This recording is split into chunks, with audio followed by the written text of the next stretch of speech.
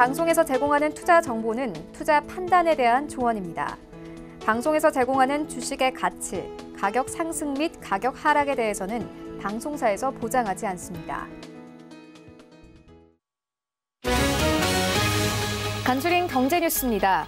뉴욕 증시에서 주요 지수는 미국과 중국의 무역 협상 관련 불안이 다소 완화된 가운데 소폭 상승했습니다. 뉴욕 증권거래소에서 다우존스 지수는 0.1%, S&P 500 지수는 전장보다 0.15%, 나스닥 지수는 0.05% 상승하며 거래를 마쳤습니다. 트럼프 대통령이 현지 시간 5일 유럽 동맹들의 방위비 분담금 문제와 관련해 또다시 무역 문제와 연계 카드를 꺼내들며 압박 수위를 높였습니다. 방위비를 제대로 내지 않는 나라들에는 무역 보복을 가할 가능성을 시사해 한미 간 주한미군 방위비 분담금 협상에도 여파를 미칠지 주목됩니다. 오늘 12월 12일 총선을 일주일 앞두고 존슨 영국 총리가 재집권 후 100일 동안 추진할 계획을 담은 청사진을 내놓았습니다. 존슨 총리는 다시 집권하게 되면 오늘 19일 여왕 연설을 실시할 것이라고 밝혔습니다. 또 크리스마스 이전 브렉시트 합의안을 의회 표결에 붙인 뒤 내년 1월 말까지 브렉시트를 단행한다는 계획입니다. 오펙과 러시아가 감산 규모를 하루 평균 170만 배럴로 확대하는 안을 산유국에 제안했다고 월스트리트저널이 현지 시간 5일 보도했습니다. 소식통에 따르면 사우디와 러시아 중심 핵심 산유국들은 하루 평균 50만 배럴을 추가로 줄여 감산 규모를 총 170만 배럴로 확대하는 방안을 제안하기로 의견을 모았습니다.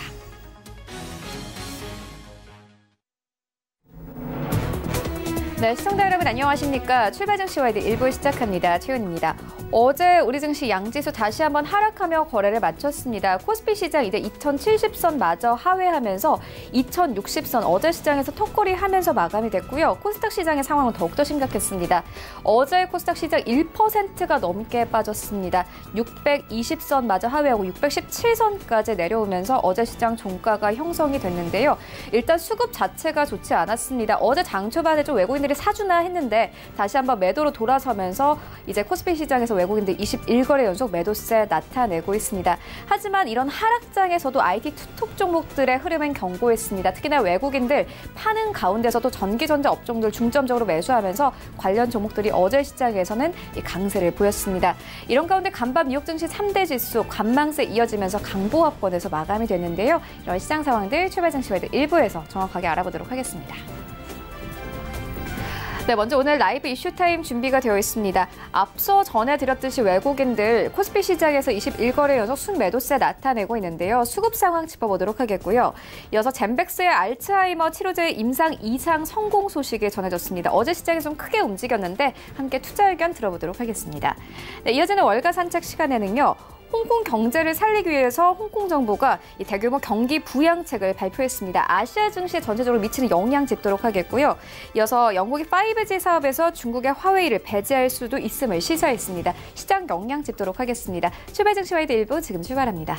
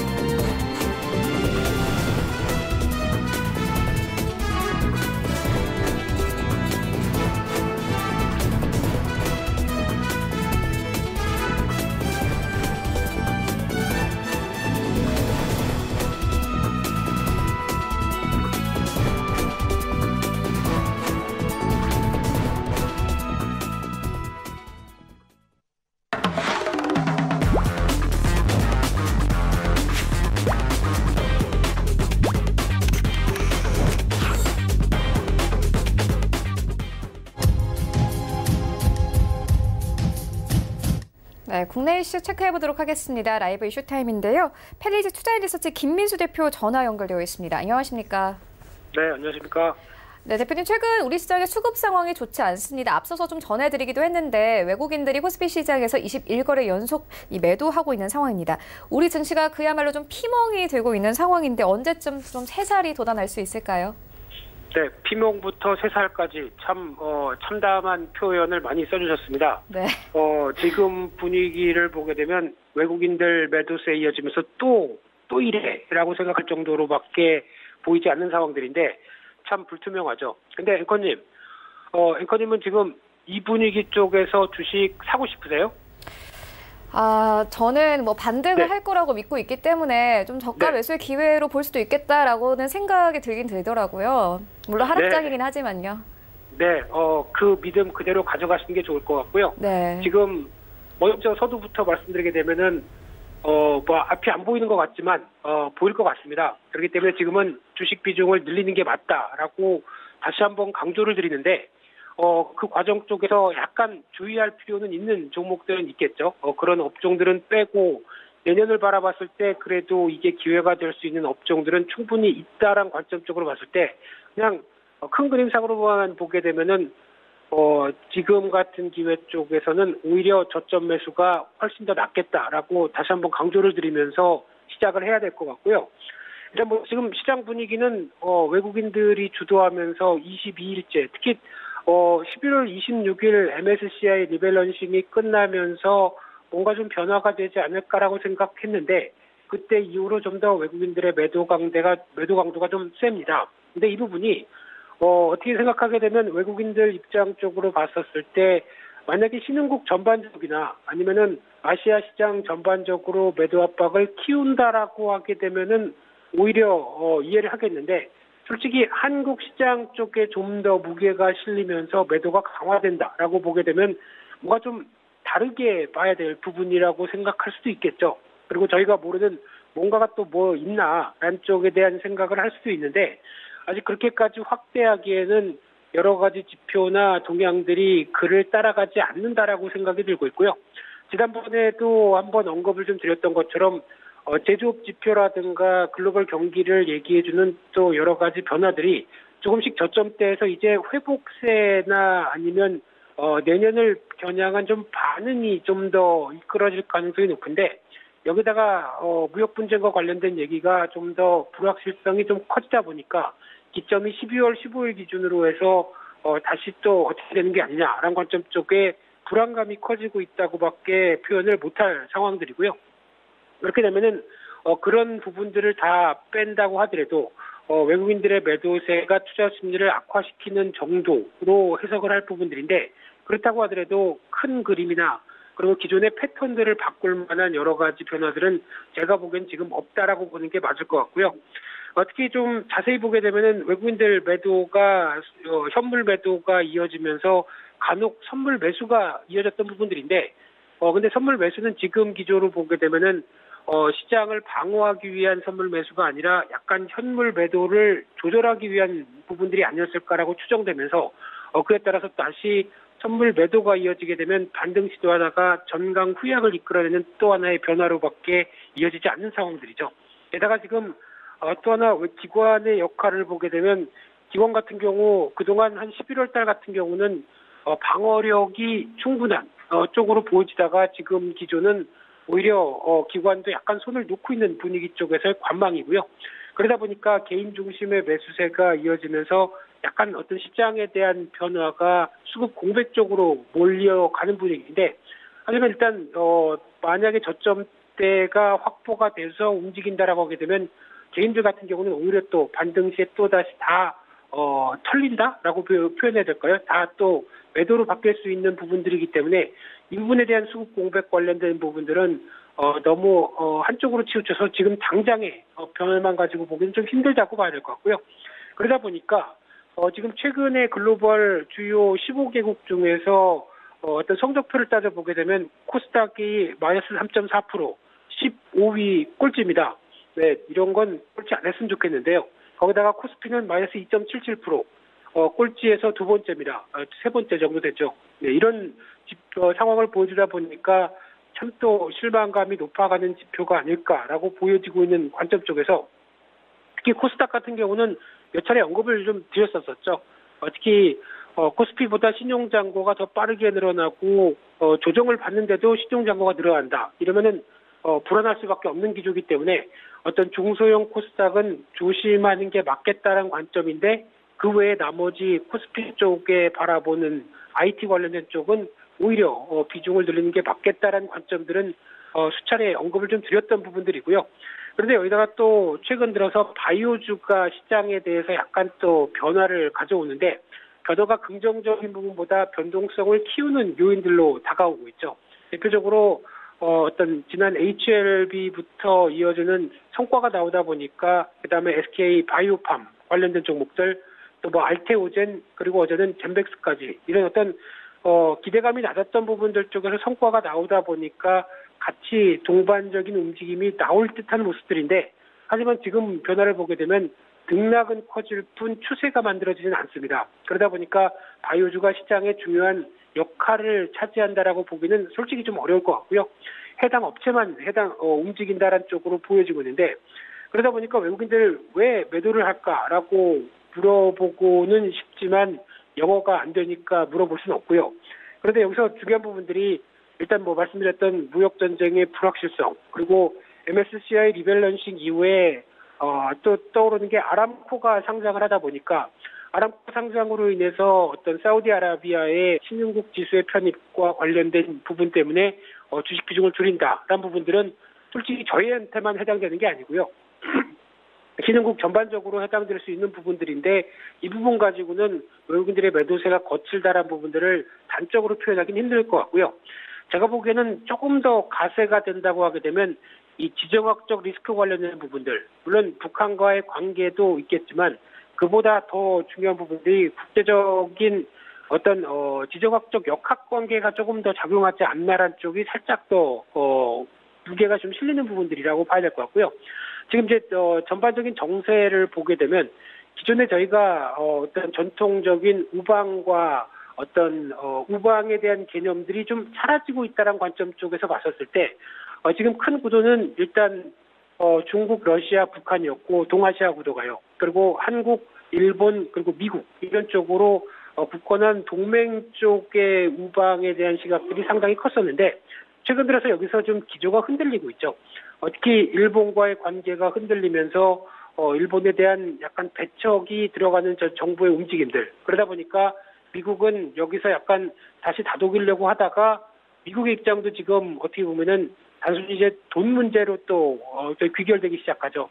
특히 우방이라는 끈끈한 모습들이 돈 때문에 흔들린다라는 부분들이 이 방위비 관련돼서 부담을 누가 더 해야 되느냐 그런 관점들이 나오다 보니까 지금 시장에서 바라보는 시각은 전통적인 우방이 흔들리고 있다는 관점 쪽에서 여기서 또 중요한 게 중국이 이제 손을 내밀기 시작하죠. 그러다 보니까 왕이 부장이 방한한 내용에 대해서도 한번 언급드렸지만은 왕이 부장은 일단 뭐 한한령을 해제한다든가 사드 배치 이전으로 되돌리려고 한다든가 이런 쪽으로 왔던 부분들이 절대 아닙니다. 왕이 부장은 중국의 입장을 설명하고 이럴 때 차라리 중국과 손잡는 게 어떻겠느냐라고 약간 어떤 당근도 보여주고 채찍도 보여줄 수 있는 그래서 특히 지금 어떤 중국의 입장 쪽으로 봤을 때 어떤 한국이 만약에 너네가 미사일을 중거리 미사일 배치를 미국과 같이 하게 되면은 참 골치 아플 것이다라고 경고하는 측면들이 더 컸다고 봐야 될 부분들이고요. 그렇게 되면은 이런 약간 복잡해진 역학관계 쪽에서 어느 정도 변화가 들어오게 되면은 아무래도 지금 정부의 성향들이 친미적인 부분보다 친중 쪽으로 갈 가능성이 높지 않을까란 우려감들이 약간 외국인들 쪽에서 좀 더 작용하지 않았을까라고 추정되는 정도고요.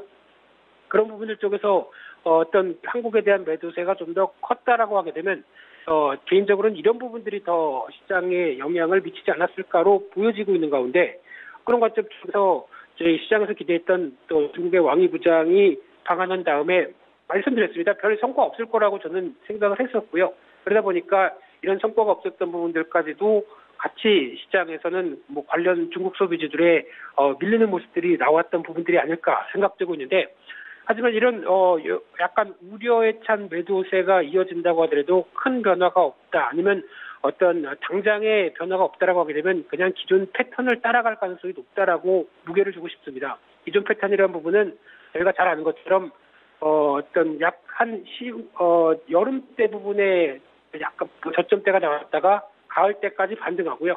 그러다가 다시 연말 때 축 하고 처지는 현상들 나왔다가 1월 달부터 4월 달까지 주가가 또 다시 강한 모습들. 이게 지금 몇 년간 반복이 되고 있는 패턴들이죠. 그런데 지금 작년 같은 경우, 올해 같은 경우는 아마 정부 정책적인 주도에 대한 섹터들이 좀 강하면서 1월 달 효과를 만들었는데 아마 내년에 1월 달부터 움직이는 쪽은 그동안 많이 움츠렸던 기업 실적들과 함께 그래도 2020년부터 성장하는 섹터에 대한 변화의 시각들이 바뀐다라고 하게 되면 대표적으로 IT일 겁니다. 그래서 계속 IT를 강조드리는 이유가 그 부분이고요. 그러다 보니까 어떤 기존의 정책적 테마보다는 실적에 대한 변화 요인들과 기대 요인들이 바뀌면서 움직이는 기반에 따른 모습들로 바뀔 걸로 생각들고 있는데 그러다 보니까 워낙 작년 중반부터 안 좋았던 기업 실적들의 움직임들이 이제 기존 효과와 함께 변할 가능성이 높은 대표적인 섹터가 IT다라는 관점 쪽에서 지금 시장의 조정 때는 그런 쪽을 담아가는 게 좋겠다라는 관점 쪽으로 말씀드리고 싶고요. 하지만 지금 이런 상황 쪽에서 어떻게 주식을 매매하느냐라고 하는 좀 부담적인 시각을 보이신다라고 하게 되면 결론은 그렇습니다. 외국인들이 다시 한번 어느 정도 좀 매도세 끝나고 매수세 전환이나 아니면은 변화가 나오기 전까지는 시장에 대해서 그렇게 크게 반응하지 않고 일단 기다리는 것도 또 하나의 전략이라고 볼 수 있을 것 같습니다. 하지만 이 부분이 어느 정도 저점일 가능성에 대해서 한 2050선 전후 정도쯤이면 솔직히 소외도 너무 많이 소외됐다라는 관점 쪽으로 보는 상황이라고 봐야 될 것 같고요. 그러다 보니까 아직 시장에서 적극적으로 움직이지 않으신다고 하더라도 이제는 어떤 슬슬 움직일 때가 됐다라고 보시는 게 맞다고 봐야 될 것 같고요. 하지만 코스닥 종목들은 제가 그렇게 강하게 말씀드리고 싶지 않습니다. 어떤 1월 효과의 주역들이 아마 내년도 섹터나 업종별로 좀 바뀔 수는 있다고 하더라도 너무 기대가 크게 코스닥 종목들을 대응하는 것보다는 아직은 조금 더 코스닥 관련된 특히 바이오 쪽이겠죠. 이런 어떤 기대감만으로 움직이는 종목들은 여전히 좀 배제하시는 게 좋아 보이고요. 내년에 대한 실적 흐름들이 어느 정도 구체화되겠다라고 하는 업종과 섹터 계속 관심 있게 보시면서 지금은 비중을 여기서 줄이는 게 아니라 만약에 참으셨다고 한다면 좀 더 참아보시는 게 좋을 것 같고요. 거기다가 어떤 비중을 늘리는 게 좋겠다는 쪽으로 다시 한번 의견을 강조를 드리고 싶습니다. 네, 바이오 종목들 좀 언급을 해주셨는데 이 젠백스의 알츠하이머 치료제 임상 2상 성공 소식이 어제 좀 들려왔습니다. 어제 시장에서 큰 폭으로 상승했는데 앞으로 더 큰 폭의 상승 기대해봐도 될까요? 네, 큰 폭을 너무 좋아하시는 것 같습니다만, 네, 지금 이제 젠백스를 바라보면서 GV1001, 지금 GV1001이라고 해야 되나요? 네, 이 품목이 참 만병통치약 같이 보입니다. 지난번에는 췌장암 치료제로 얘기가 상당히 많이 나오면서 임상 3상 얘기까지 나오고 그와 관련돼서 또 연결된 삼성제약이 이를 또 어떤 양산한다라는 관점 쪽에서 또 삼성제약이 젠백스가 또 지분을 갖고 있죠. 젠백스 카엘이 지분을 갖고 있다 보니까 또 관계사 역할도 하면서 여러 가지 변화가 나오고 있는 부분들인데 이번에 또 알츠하이머병 임상시험 컨퍼런스에서 미국의 샌디에고에서 열렸는데 여기서 국내 임상시험 성공했다는 쪽으로 발표를 했죠. 그런 관점 쪽에서 이번에는 또 알츠하이머병 환자에 대한 안정성과 유효성 검증이 맞췄다. 그래서 어느 정도 좀 중증 장애 점수라고 하는 쪽에 어떤 투여를 했는데 그에 따라서 어떤 결과가 좀 유의미했다라는 쪽으로 보여지면서 시장에서 좀 부각을 받는 모습들이고요. 근데 지금 어제 주가를 보게 되면 장중에는 또 한번 쭉 밀렸다가 돌아가는 등 약간 변동성이 상당히 또 커지고 있습니다. 그래서 단순하게 이 부분에 대한 기대감만을 갖고 또 여러 가지를 바라보기에는 참 주가의 변동도 크구나라는 관점들도 나오고 있는데 하지만 또 과거와 다르게 젠백스 쪽에 한정된 모습들도 나오고 있죠. 젠백스 지오라든가 관련된 삼성제약 쪽만 강세를 보이는데 젠백스 지오는 솔직히 말씀드려서 젠백스랑 많이 상관은 없는데 이름만 따라간 종목이라고 보셔야 될 것 같고요. 그냥 주가가 1,000원대 종목이다 보니까 그냥 이름에 따라서 움직이는 과거에 HLB도 그랬었죠. HLB 파워라든가 이런 종목들이 같이 이름 네임 밸류를 갖고 움직이다가 주가는 또 고점에서 쭉 밀리는 현상들을 생각해 보게 되면 너무 어떤 대응을 공격적으로 할 필요는 없다고 생각되고 있고요. 단타만 하셨으면 좋겠습니다만 자신 없으시면 안 하시는 게 좋을 것 같습니다. 그런 관점 쪽에서 또 알츠하이머 치매 관련된 쪽으로 테마주도 확산이 못 됩니다. 그런 관점이라고 보게 되면 일단 지금은 어떻게 보면 젠백스에 관련된 얘기로만 한정돼서 보셔야 될 것 같고요. 아마 빠르면 오늘 정도까지도 추가 시세가 나올 가능성이 높은데 아마 제가 보기에는 이런 부분들이 기대감만 반영돼서 움직이기에는 또 한계가 있을 수밖에 없습니다. 그렇기 때문에 아마 젠백스가 또 그러면은 이 결과를 가지고 어느 정도 또 실적과 관련된 쪽으로 연결시키려고 하게 되면은 앞으로에 대한 양상 계획이나 추가적인 어떤 변화를 이끌어낼, 특히 HLB가 그랬었죠. 어느 정도 허가를 받고 어느 정도 실적과 관련돼서 끌어낼 어떤 청사진을 보여줘야 되는데 아직까지는 이 결과만 가지고는 얘기하기가 좀 기대감만이다라고 하는 쪽으로 한정지어서 말씀드리고 싶고요. 갖고 계셨던 분들이라고 하게 되면 오늘 고점 정도가 나오는 가격대쯤에서는 한번 정리하는 게 좋겠다는 관점 쪽으로 말씀드리고 싶습니다. 자, 이어서 SK증권 가도록 하겠습니다. 최태원 SK그룹 회장과 이혼 중인 노소영 아트센터 나비관장이 재산 분할 맞소송을 냈습니다. 세기의 재산 분할이 될 수 있다 이런 관측이 나오는데요. 주가에는 어떤 영향이 있을까요? 네, 세기의 재산 분할은 아마 지난 아마존의 CEO가 아니었을까 생각되고 있고요. 네. 이번에 SK 쪽은 바라보면서 참 그렇습니다. 어떤 개인사가 워낙 유명한 인플루언서 입장 쪽으로 봤을 때는 개인사가 주가나 여러 가지 사회에도 파장을 미칠 수 있겠구나라는 쪽이다 보니까 가정을 잘 돌보고 잘 챙겨야겠죠. 이게 가장 큰 중요한 역할인 것 같은데요. 그런 관점으로 봤을 때 지금 관련돼서 만약에 이제 중요한 부분들이 SK의 지분이 지금 현재 최태원 회장이 18.44% 최대 주주로 갖고 있는데 노소영 관장이 이혼 조건으로 42%를 요구를 했다. 그렇게 되면은 만약에 이게 확정되게 되면은 최태원 회장이 10.64%로 낮아지고 또 노 관장께서 7.8% 그러다 보니까 최대 주주가 지분이 바뀌면서 나오는 여러 가지 우려감들이 좀 나온다고 봐야 될 것 같고요. 하지만 이 부분은 그냥 우려라고 생각해야 될 것 같습니다. 그냥 그렇게 될 정도로 합의도 이어질 가능성이 높고요. 그리고 어느 정도 변화가 이끌어질 가능성이 높은데 개인사를 가지고 제가 뭐라고 왈가불가할 상황은 아닌 것 같고요. 그런 차원으로 봤었을 때 일단은 그렇다고 하더라도 우호 지분으로 남을 가능성이 높다고 봐야 되겠죠. 또 어떤 합의 조건을 달겠죠. 이거를 매각을 못한다든가 그냥 배당만 받으시라 이런 쪽으로 하든가 아니면 나중에 바이백 조건을 달든가 여러 가지 조건을 달면서 그냥 지분만 넘어갈 가능성도 있지 않을까라는 정도로 보고 있고요. 하지만 이제 소송 결과나 여러 가지에 따라서 달릴 수 있는 부분들이고 거기다가 또 오너 리스크 같은 경우는 단기적일 겁니다. 이에 따라서 너무 크게 변화가 나올 가능성은 좀 제한적이다라고 바라보고 있고요. 게다가 또 실적 관련된 부분들 대비해서 좀 저평가죠. 물론 작년 같은 경우는 SK 하이닉스에 관련된 여러 가지 부분들이 합쳐지다 보니까 실적이 상당히 좋았는데 올해는 그보다는 못 나올 겁니다. 당연히 못 나올 거고 내년도 회복한다고 하더라도 그 정도 작년 수준까지는 안 나온다고 하더라도 그래도 지금 실적 대비 PR을 따지게 되면 6배 수준 정도밖에 안 되니까 저평가가 뚜렷한 부분들이고요. 또 하나 기대하는 거는 내년에 이어질 SK 바이오팜의 상장이죠.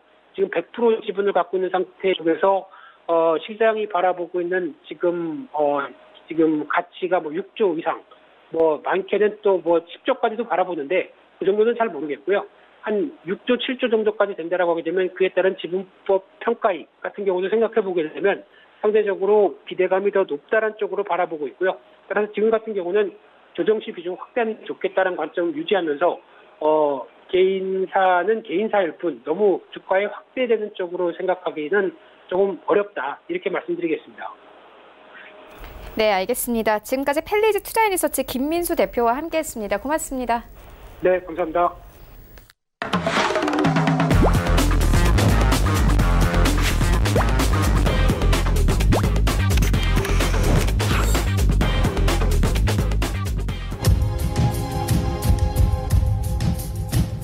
네, 글로벌 이슈 체크해 보도록 하겠습니다. 월가 산책 시간인데요. KTB 투자증권 이성훈 과장 전화 연결되어 있습니다. 안녕하십니까? 네, 안녕하십니까? 네, 먼저 첫 번째 이슈부터 다뤄보고 가도록 하겠습니다. 홍콩 경제를 살리기 위해서 홍콩 정부가 대규모 경기 부양책을 발표를 했습니다. 아시아 증시엔 전체적으로 어떤 영향이 있을까요? 네, 우선은 미국과 중국의 무역 전쟁으로 인한 홍콩 경제, 또 여기에도 홍콩에 대한 대규모 시위 때문에 홍콩에 대한 경제에 대한 우려감이 좀 큰 상태고 수치로도 나타나지고 있는데요. 이에 지금 홍콩 정부가 대규모 경기 부양책을 발표했습니다. 홍콩 정부는 세금 분할 납부, 또 중소기업 현금 보조 등의 내용을 담은 총 40억 홍콩 달러 규모, 우리나라 돈으로 한 6,100억 정도 되는데요. 규모의 4차 경기 부양책을 내놓았습니다. 홍콩 정부는 지난 8월부터 10월까지 3차례에 걸쳐서 상업용 차량 연료 보조금, 또 여행 가이드와 또 저소득층 대상 현금 보조, 그리고 중소기업 공과금 은퇴 같은 총 215억 홍콩 달러, 우리나라 돈으로 3조 2천억 원에 달하는 부양책을 발표했는데요. 또 여기에 좀 4차 부양책을 발표하면서 홍콩 정부의 좀 강력한 의지를 좀 엿볼 수 있다라고 볼 수 있겠습니다. 이번 부양책에 따라서 개인과 기업은 2018년부터 2019년도 소득세, 또 법인세 등을 1년에 걸쳐 분할 납부할 수 있게 된 상황이고요. 또 중소기업 등에 대해서 상업용 전기료와 또 수도료 등도 75%가량 보조해 준다라고 볼 수 있겠습니다. 홀찬 홍콩 재무장관의 얘기에 따르면은 이번 부양책은 중소기업의 현금 흐름을 개선하고 일자리를 보존하고 또 투자자들의 신뢰를 회복하기 위한 것이라는 부분이고요. 홍콩 정부는 1년에 경기 부양책들이 GDP 2% 증가 효과를 낳아서 시위로 인한 GDP 손실분 2%를 상쇄할 수 있을 것으로 좀 기대를 하고 있습니다. 지난 6월에 시작하면서 7개월째 접어드는 시위 사태와 또 미국과 중국의 무역 전쟁 등으로 인해서 홍콩 경제가 좀 심각한 침체를 겪고 있는데요. 그렇기 때문에 이런 GDP 조금만 본다고 하더라도 올 3분기 홍콩 GDP가 작년 같은 기간보다 2.9% 감소했는데 전분기보다도 이제 3.2% 줄었습니다. 그렇기 때문에 이제 홍콩 쪽에서의 이런 경기 부양을 하면서 이런 GDP의 하락 부분을 좀 많이 할 그런 의도가 좀 크다라고 좀 정리할 수 있겠습니다. 네, 알겠습니다. 이어서 다음 이슈로 옮겨가 보도록 하겠습니다. 영국이 5G 사업에서 중국의 화웨이를 배제할 수 있음을 시사했습니다. 자세한 내용 좀 짚어봐 주시죠. 네, 우선 보리스 존슨 영국 총리가 5G 산업에서 화웨이 배제에 대한 얘기를 했는데요. 영국은 그동안 화웨이가 가장 많이 공을 들여온 시장이고 화웨이 문제에 대해서 중립적 입장을 취해온 상태이기 때문에 시장에서의 논란은 좀 크다라고 좀 볼 수 있겠고요. 이 존슨 총리는 전일이었죠. 얘기했던 내용에 따르면 이 안보가 최우선이기 때문에 파이브 아이스, 그러니까 정보를 공유하는 서방 5개국이죠. 미국, 영국, 캐나다, 호주, 뉴질랜드와 공동 보조를 취해야 한다라는 부분.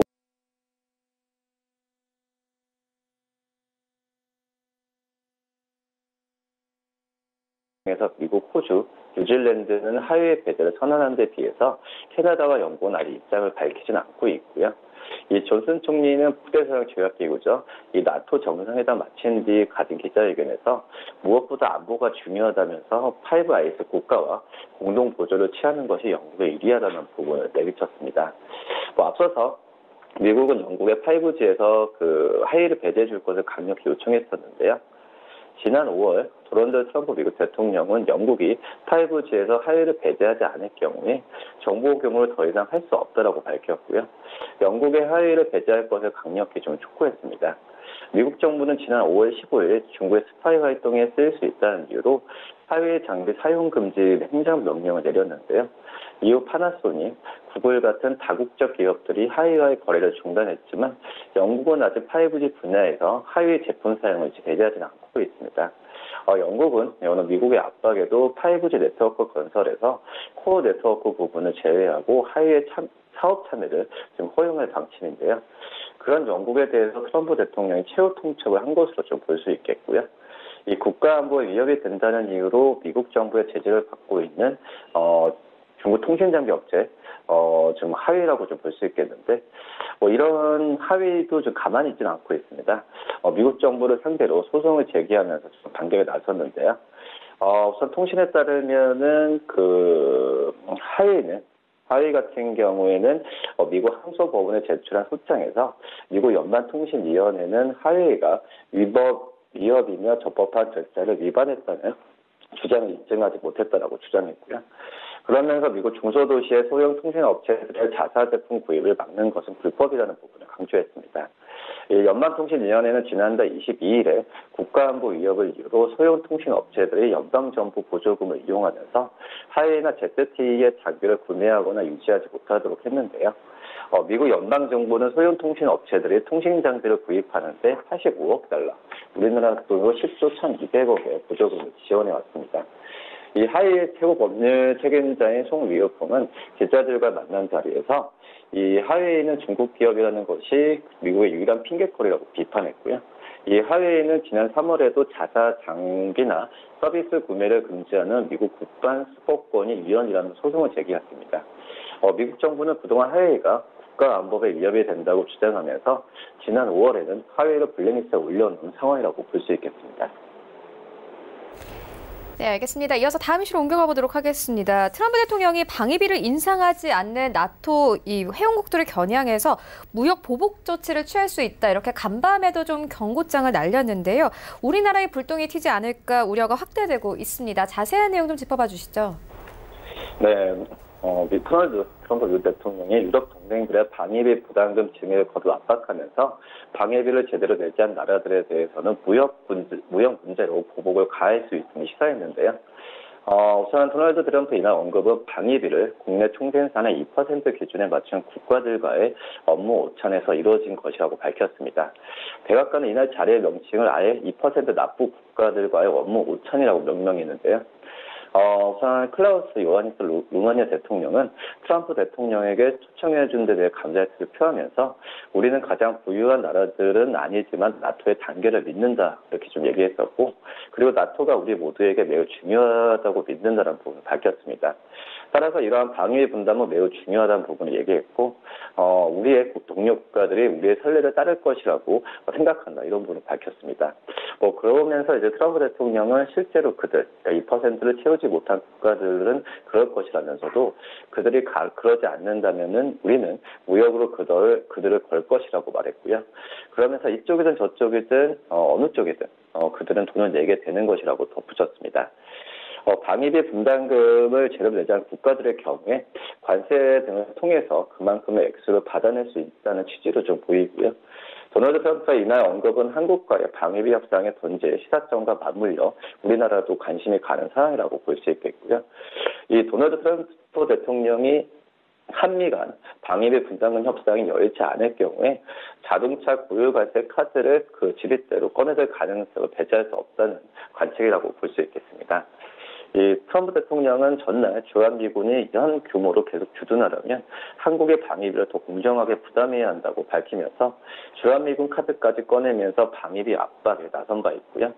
이 도널드 트럼프 대통령이 사용 가능한 카드들을 전방위로 휘두르면서 한국을 압박할 수 있는 거 아니냐는 시각도 일각에서 고개를 들고 있습니다. 앞서서 미국은 무역확장법 232조에 따라서 일본과 유럽연합, 한국 같은 외국산 자동차와 자동차 부품에 25%의 고유관세를 부과한다는 계획을 좀 추진해 왔었습니다. 네, 알겠습니다. 이어서 다음 이슈로 옮겨가 보도록 하겠습니다. 미국의 주요 철강사 중 하나인 AK 스틸이 헐값에 매각되는 처지에 놓였습니다. 트럼프 대통령이 미국의 철강 산업을 되살리겠다고 호언장담한 것과는 좀 반대되는 행보라서 관심을 모으고 있는데요. 자세한 내용 좀 살펴봐 주시죠. 네, 우선 AK 스틸이 지금 헐값에 시가 좀 매각이 결정이 됐는데요. 트럼프 대통령이 철강 관세를 통해서 미국 철강 산업을 되살리겠다고 호언장담했는데 AK 스틸 고전 끝에 이전에 비하면 헐값에 매각되는 처지가 됐습니다. 미국 주요 철강업체인 오하이오주에 본사를 둔 AK 스틸이 이날 오하이오주의 강산업체인 클리프스에 좀 팔렸는데요. 매각 대금은 최근에 AK 스틸 주가의 웃돈이 얹어졌음에도 불구하고 트럼프 취임 당시와 비교하면은 헐값이 10억 달러 수준입니다. AK스의 주가는 트럼프 취임 이후에 높은 기대감에도 불구하고 내려막기를 걸어왔는데요. 현재 시가총액은 2017년 1월 트럼프 취임 당시에 비해서는 3분의 1, 트럼프가 철강과 알루미늄의 관세를 물리겠다고 선언한 2018년 초에 비해서는 반토막이 난 상태고요. 특히 AK스의 매각은 트럼프가 환율 조작을 이유로 브라질과 아르헨티나산 철강 알루미늄에 보복 관세를 물리겠다고 선언한 이튿날 결정이 됐습니다. 트럼프가 관세를 동원해 미국 철강 산업을 부활시키고 또 쇠락하는 러스트벨트 지역을 되살리겠다고 다짐했지만 시장 흐름을 돌리기에는 좀 역부족인 것으로 보여지고 있고요. 전문가들은 다른 한편으로는 트럼프의 철강 강세가 무역 전쟁과 겹쳐지면서 제조업을 둔화시키는 가운데 철강 수요마저 움츠러들게 만드는 역풍을 불렀다는 지적들을 내놓고 있습니다. 이 트럼프의 철강 관세는 관세 개시 당시에만 반짝 효과를 냈었고 미국 내 철강 가격을 좀 끌어올렸고 미국 내 철강 생산도 덩달아 늘었습니다. 그러나 곧바로 철강 공급 과잉과 무역 전쟁에 따른 제조업 둔화와 또 이에 따른 철강 수요 둔화가 이어지면서 가격 하강 압력이 높아졌고요. 결국 철강 가격은 높은 수입 관세에도 불구하고 이전 수준으로 되돌아갔고요. 이 철강 가격 하락과 함께 미국 철강 업체들의 순이익과 주가 역시 동반 하락했는데 AK스는 최근 실적 발표에서 이 3분기 순이익이 96% 급감했다고 밝혔는데요. 앞서 1월에는 켄터키주 애쇼랜드의 제철소를 연말까지 폐쇄하기로 좀 한 상태로 본다고 한다면 이 철강 산업이 지금 미국 쪽에서는 심각한 상황이지 않나 이렇게 보입니다. 역시 제철소가 문을 닫으면 230명의 일자리가 있는데 AK스트를 인수한 클리브랜드 클리프스는 자사가 생산하는 철강을 공급해 애슐랜드 제철소에서 천차를 생산하면은 공장이 다시 열릴 수 있을 것으로 기대하고 있지만 전망은 좀 불확실하다 볼 수 있겠고요. 이 로렌코 콩글라베스 클리브랜드 클리프스 CEO는 모든 것은 수요에 달려 있다면서 고객들이 원한다면 선철 생산을 통해 공장을 재가동할 수 있다고 밝혔습니다. 시장 반응은 차가웠는데 이 얘기가 나와주면서 이 클리브랜드 클리프스 주가는 인수합병 소식 알려지자마자 14% 폭락한 모습을 보여주었습니다. 네, 알겠습니다. 이어서 좀 다음 이슈로 옮겨가 보도록 하겠습니다. 미국 민주당이 우크라이나 스캔들과 관련해서 트럼프 대통령에 대한 탄핵소추안 작성 절차 돌입을 공식 선언했습니다. 트럼프 대통령은 트윗을 통해서 즉각 반격에 나서면서 양측 간의 대립 구도가 더욱더 격화되는 양상인데요. 이 탄핵 가능성은 어떻게 보고 계십니까? 네, 우선 우크라이나 스캔들과 관련해서 이제 미국 민주당이 작성 절차 정식으로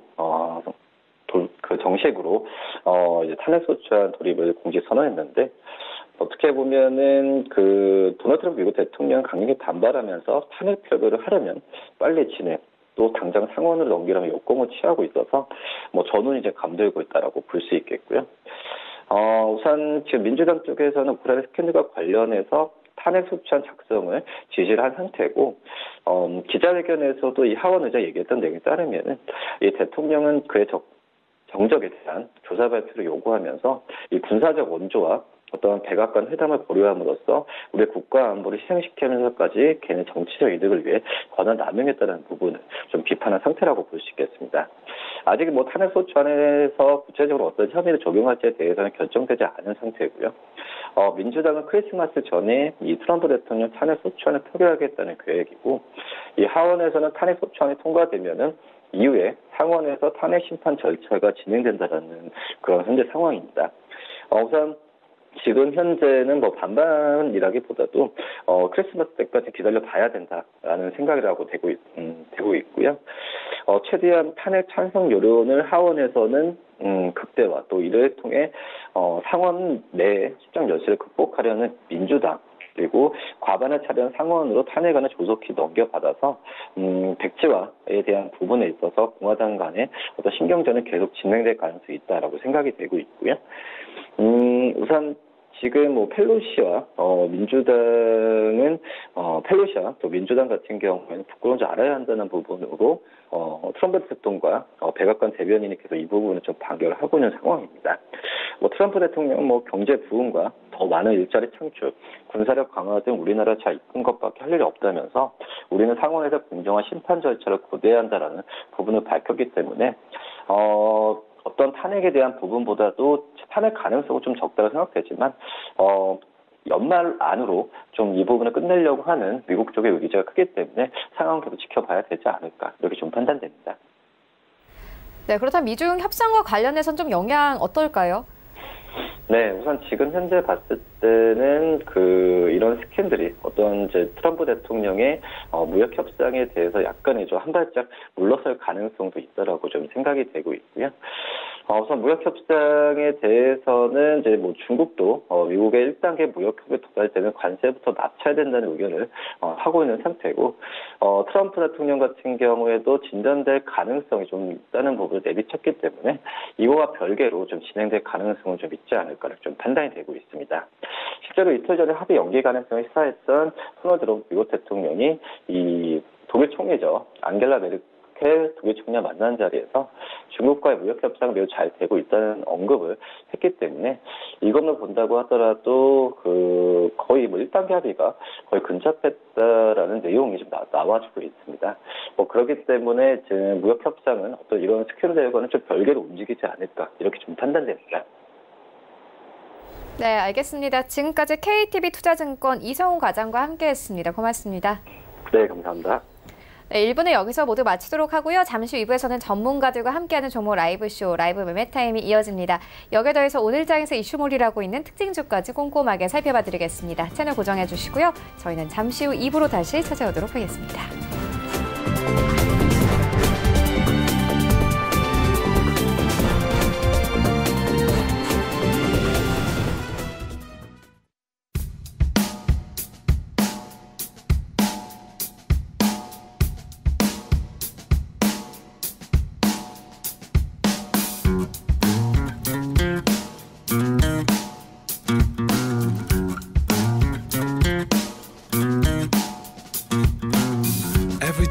Every morning he says, please leave me alone.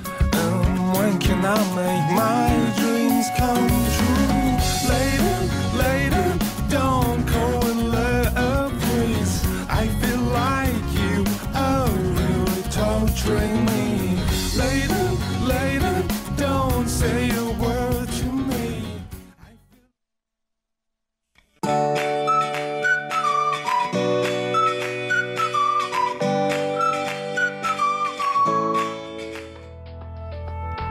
안녕하세요. K웨더 라이프스타일 예보 김다비입니다. 오늘 아침 추위의 기세가 매섭습니다. 북서쪽에서 찬 공기가 들어오는 데다가 밤사이 지표면 부근의 기온이 떨어지면서 올 겨울 들어 최저 기온을 기록한 곳이 많은데요. 춘천의 아침 기온은 영하 12도까지 내려가면서 중부와 경북 내륙 곳곳으로는 한파특보까지 내려진 상태고요. 그 밖에 서울의 아침 기온 영하 11도, 강릉은 영하 5도, 대구 영하 7도 등으로 매우 춥습니다. 낮 기온도 서울 1도, 춘천 2도, 대전과 광주 4도 등으로 영상권을 회복하겠지만 여전히 춥겠습니다. 출근길 나서실 때 목도리와 장갑 등으로 보온 유지에 각별히 신경 쓰시기 바랍니다. 한편 오늘 오전까지 서해안과 남해안을 중심으로 바람이 강하게 불면서 시설물 관리에 주의가 필요하겠고요. 현재 수도권과 동해안을 중심으로는 건조주의보가 내려진 가운데 대기가 바짝 메말라 있습니다. 각종 화재 발생하지 않도록 조심하시기 바랍니다. 이 시각 위성 영상 보시면 전국 하늘이 깨끗하게 드러나 있지만 울릉도와 독도에는 눈 또는 비가 내리고 있는데요. 이 눈이나 비는 오늘 아침에 대부분 그치겠습니다. 오늘은 중국 산둥반도 부근에 위치한 고기압의 영향을 받아 전국이 대체로 맑겠습니다. 다음은 자세한 지역별 날씨입니다.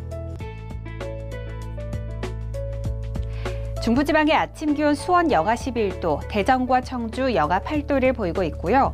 낮 기온은 4도를 밑돌며 낮 동안에도 추위가 계속되겠습니다. 동해안 속초는 아침 기온 영하 6도에서 시작해 낮 기온은 5도까지 오르겠고요. 울진의 낮 기온은 7도가 예상됩니다. 남부지방 전주와 대구의 아침 기온 영하 7도까지 내려간 상태고요. 낮 기온은 전주 3도, 부산 7도가 되겠습니다. 현재 먼바다를 중심으로 풍랑특보가 내려진 가운데 오늘 전해상의 물결이 최고 3에서 4m로 매우 높게 일어 주의하셔야겠습니다. 토요일인 내일은 중서부 지역에 눈 또는 비가 내리겠고요. 다음 주 화요일부터는 아침에 영상의 기온을 회복하겠지만 중부지방에는 또 한 차례 비나 눈이 내릴 전망입니다. 날씨였습니다.